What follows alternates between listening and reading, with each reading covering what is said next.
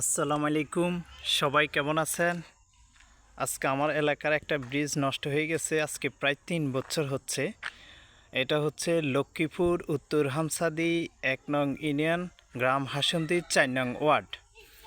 এই ব্রিজটা আজ থেকে 3 বছর আগে নষ্ট হয়ে গেছে। পরে 6 মাস যাবত এখানে কোনো যাতায়াত করা যায় নাই। পরে আমাদের চেয়ারম্যান আর এলাকার কিছু মানুষ এই কাঠ দিয়ে বড় বড় ডাসা গাছ দিয়ে মোটামুটি মেরামত করে দিয়েছে। কিছুদিন আগে যে একটা বৃষ্টি হয়েছে আর বন্যা হয়েছে, বন্যার পরে এই ব্রিজটা আবারও নষ্ট হয়ে গেছে।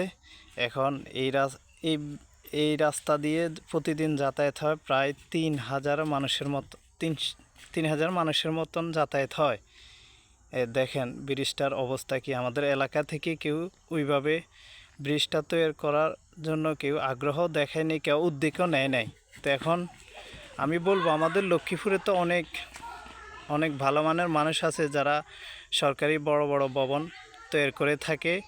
তাই বলবো, আমি ভিডিওটা করার কারণ হলো, কোনো কোনো সহৃদয় ব্যক্তি বা কোনো মানুষ যদি এই ব্রিজটা করে দিতে পারেন তাহলে অবশ্যই এই ব্রিজটা করবেন।